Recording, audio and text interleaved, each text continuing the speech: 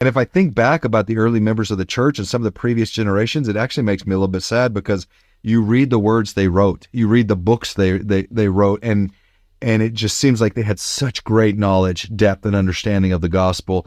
And I feel like we're still playing catch up. Yeah, we need to be actually adding on to that. Now, that being said, there are so many new members coming into the church today, so many members that they don't have a legacy, they don't have ancestors that are so integrated into and intertwined into the restoration of the gospel. Whereas previous generations of the church, there was more of a legacy there, because the gospel was not being spread all around the world. So it makes sense that in some ways the gospel has slowed down a little bit. And this is Elder Whitsoe, A Rational Theology. I was just reading today. He says, the plan is revealed, the plan proposed by God for the progress and government of the spirits who entered upon their earth careers. Mm-hmm. The plan is revealed only so far as necessary for the guidance of man. Yeah.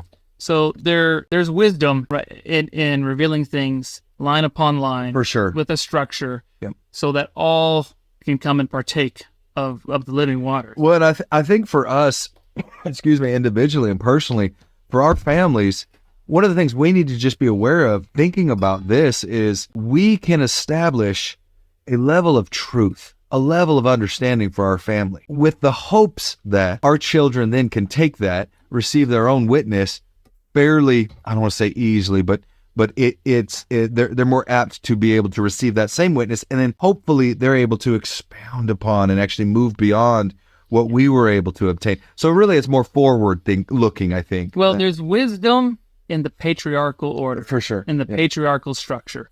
That is why the plan of God is organized in families. Yeah, for that purpose. Yep. That is why the church, the brethren, what do they teach? The ideal place of gospel learning is in the home. In the home. That's right. Father and mother passing on their testimonies and their gospel knowledge to their children. Far, far, way more effective than learning it at church.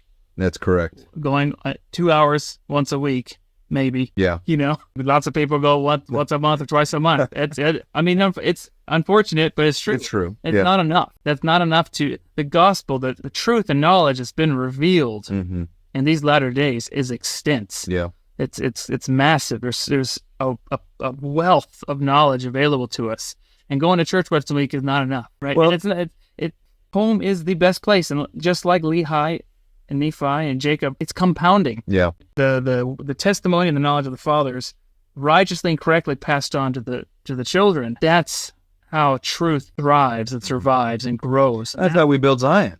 That's it. And then the inverse of that is true. What was that talk from last conference where I can't remember the brother that was speaking, but he was talking about don't be the weak link. Don't be that weak link in the chain of faithfulness, because when you choose to, we can skip church this week or this month, and there's other priorities that take precedent.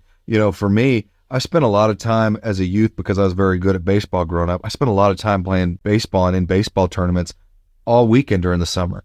I was constantly missing church, and I don't blame my parents for that. They were supporting my real desire. I mean, I had an intense love of the sport, but I look back now and I think, well, I'd give anything to go back and really be focused more on what was truly important, what really mattered. And I might have put up a fight back then about it, but today I would appreciate it so much more.